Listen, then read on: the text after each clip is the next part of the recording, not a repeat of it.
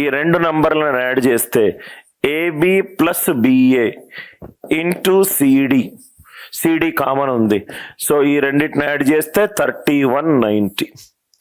AB అనేది ఏ tense place లో ఉంది కాబట్టి value of 10 10a plus B, B అనేది టెన్స్ ప్లేస్ లో ఉంది 10b plus A into CD is equivalent to 3190. ఇక్కడ క్లియర్ అయింది కదా. 10a plus A 11a, 11 into A plus B into CD is equivalent to 3190. ఇక్కడ దా క్లియర్ అయిపోయింది కదా. ఇక్కడ 10aగా ఎందుకు మారింది? ఏ అనేది టెన్స్ ప్లేస్ లో ఉంది, బి అనేది టెన్స్ ప్లేస్ లో ఉంది, వాల్యూగా మార్చుకుంటున్నాను. ఏ టెన్స్ ప్లేస్ లో ఉంది కాబట్టి 10a plus B plus 10b plus A, so 11 11 2s are 22, 11 9s are, అంటే A plus B into CD ఎంత అయింది మనకు? 290.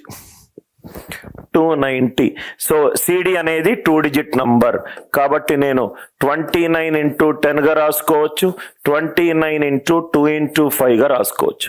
ఆల్రెడీ మనకి ఇక్కడ అర్థమైపోయింది, ఇది 3 గనక ఉంటే ఇది 1 అవుతుంది లేకుంటే 3 అవుతుంది, ఇది 9 అవుతుంది లేకుంటే 7 అవుతుంది. ఆల్రెడీ మనం ఇప్పుడే చేసాం. 1 3s are 3, 9 7s are 63.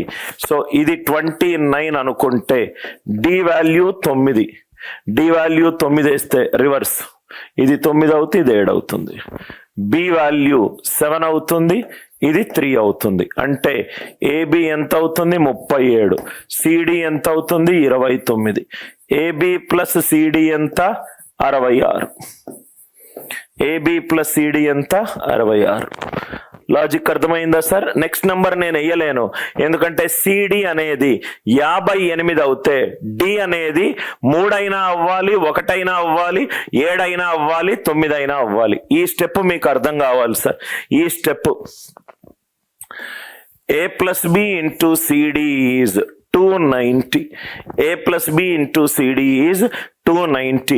290లో CD 2 digit number ఉన్నది, 29 ఇంటూ 10, 29 ఇంటూ 2 ఇంటూ 5.